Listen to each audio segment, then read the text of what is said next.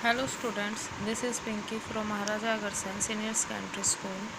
Today we are going to study music. Chapter 4th, first part. After the end of this video, I will give you homework which will be checked once the school is reopened. Dear students, today we learn about definitions related to music. आज हम संगीत से संबंधित कुछ परिभाषा लिखेंगे और exam में भी ये परिभाषाएं, ये डेफिनेशंस आती हैं। 5 मार्क्स के नियर अबाउट आपकी इन डेफिनेशंस में से आएंगी। ठीक है, तो आज हम कुछ डेफिनेशंस करेंगे जो हमारी संगीत में यूज़ होती है, संगीत से संबंधित है। कुछ डेफिनेशंस जो है जैसे श्रुति, शुद्ध स्वर, विकृत स्वर, कोमल स्वर, आरोह अवरोह, पकड़, सप्तक, मंद्र सप्तक, मध्य सप्तक, तार सप्तक। ये हमने प्रीवियस जो हमारा लेसन था उसके अंदर हम पढ़ चुके हैं, वो थोड़ी डीपली स्टडी थी, तो ये डेफिनेशंस भी इनके अंदर इंक्लूड करनी हैं। तो सबसे पहले जो हमारी डेफिनेशंस है, स्टार्टिंग करेंगे हम संगीत से। संगीत की डेफिनेशन मैं पहले भी बता चुकी हूँ, दोबारा रिपीट करती हूँ कि जो संगीत है, गायन, वादन, नृत्य तीनों के सम्मिलित रूप को संगीत कहा जाता है। इसमें गायन जो कला है उसको प्रधान माना जाता है। ठीक है भाई, तो जो डेफिनेशन अब तक करवाई है वो सारी डेफिनेशन करनी है और डेफिनेशन अलग से 5 मार्क्स की आती ही आती है। ठीक है भाई,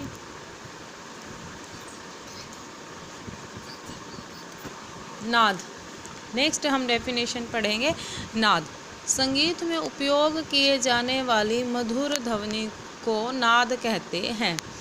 देखिए, संगीत में जब ध्वनि उत्पन्न होती है तो एक विशेष प्रकार की ध्वनि जो हमारे संगीत में उत्पन्न होती है उसको हम क्या कहते हैं? नाद। जो नाद है इसमें जो आंदोलन संख्या है, आंदोलन संख्या नाद में क्या होती है? बराबर। ठीक है, अब आंदोलन संख्या क्या है? देखिए, जब भी हम किसी भी चीज़ के ऊपर कोई भी थाप देते हैं, कोई भी इंस्ट्रूमेंट है उसको बजाते हैं, तो उसके बाद एक वाइब्रेशंस होती है। वो वाइब्रेशन इक्वली, जैसे एक थाप से कितनी वाइब्रेशन है, थोड़ी सी कम करेंगे तो कितनी वाइब्रेशन है, तेज़ करेंगे तो कितनी वाइब्रेशंस उससे निकलती है।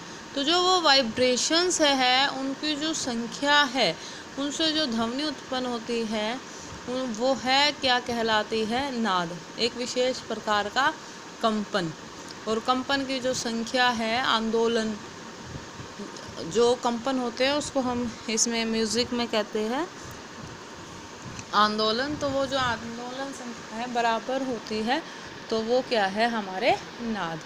नेक्स्ट है हमारी श्रुति।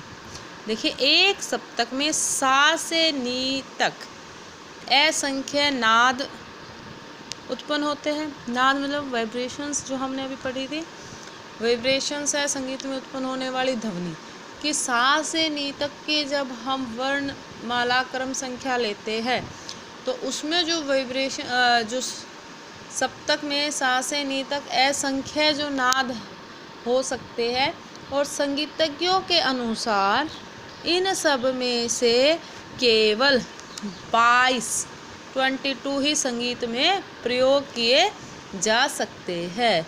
तो ये क्या है? श्रुति। तो श्रुति क्या है? स्वरों की संख्या जो सा से नी के बिटवीन जो आवाज़ ऊपर नीचे कम ज़्यादा जो वाइब्रेशंस जो कंपन होते हैं वो क्या कहलाती है? श्रुति। असंख्या होती है, अनकाउंटेबल कितनी भी हो सकती है, कम ज़्यादा से नी तक, और उसके बीच में हमने टोटल कितनी श्रुतियाँ जो संगीत के लिए उपयोगी मानी है? 22। क्वेश्चन आता है इसमें से 1 मार्क्स में भी डेफिनेशंस आते हैं, इससे अलग 1 मार्क्स में क्वेश्चन भी आ जाता है कि संगीत उपयोगी ध्वनियों की संख्या कितनी है?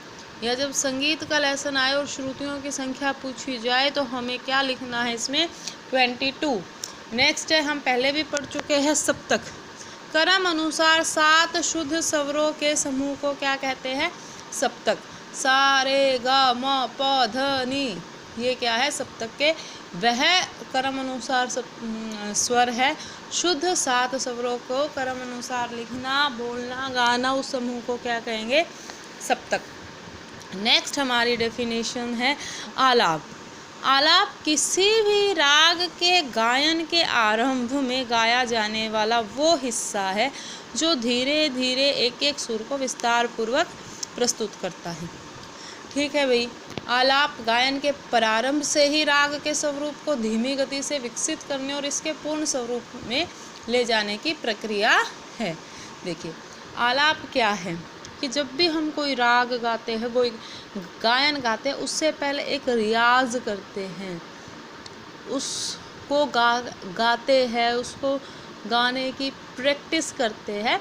और आलाप का हमारे संगीत में क्या महत्व है कि डायरेक्ट हम राग भी गा सकते हैं। तो आलाप से क्या है कि हमारी जो कंठ है, कंठ की जो आवाज़ है, जो ध्वनि है, कंठ सध जाता है कि उसी ट्यूनिंग में।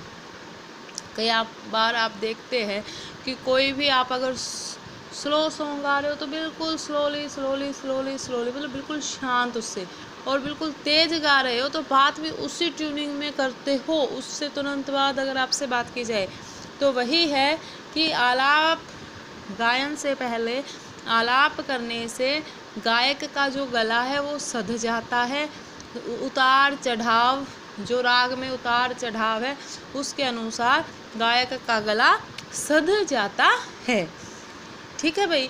और इससे जो म्यूज़िक इंस्ट्रूमेंट जो यूज़ करते हैं तो उनकी उंगलियां भी उसी तरह से काम करती है, वो एक उस सीक्वेंस में आ जाती है। नेक्स्ट है लय। गाने बजाने में जो समय लगता है उसकी समान गति को क्या कहते हैं? लय। देखिए, इसको हम कैसे समझेंगे कि गाने बजाना, जैसे घड़ी चलती है ना, टिक टिक टिक टिक टिक टिक, घड़ी की आवाज़ सबने सुनी है। तो घड़ी जिस प्रकार से चलती है तो वो एकदम इक्वल उस पर टिक उसकी आवाज़ आती है 1 सेकंड के बाद, ना कम टाइम ना ज़्यादा।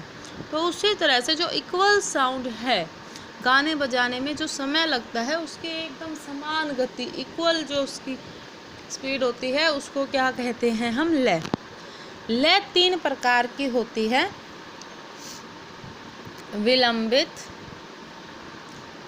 मध्य और द्रुत।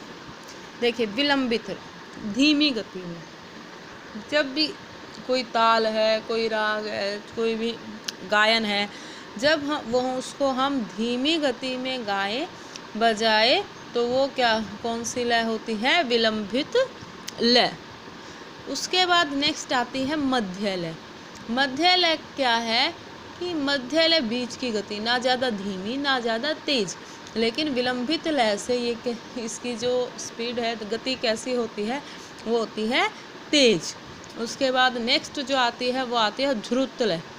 नाम से ही पता है, ध्रुत लय तेज गति से। ठीक है भाई, ध्रुत लय तेज गति से। जो विलंबित, जो मध्य लय से ज़्यादा तेज गति हो, मध्य लय से डबल स्पीड में हो, वो कौन सी लय है? हमारी ध्रुत लय। ठीक है भाई, आज हम यही इतनी डेफिनेशन करेंगे। आगे की डेफिनेशन हम नेक्स्ट क्लास में नेक्स्ट लेसन में करेंगे। आज का अपना होमवर्क है right and learn the following definitions. जो हमने आज की है वो डेफिनेशन आपको लिखनी भी है और याद भी करनी है। कौन कौन सी डेफिनेशन करोगे आप? संगीत, नाद, श्रुति, सप्तक, आलाप, लय, विलंबित लय, मध्य लय, ध्रुत लय।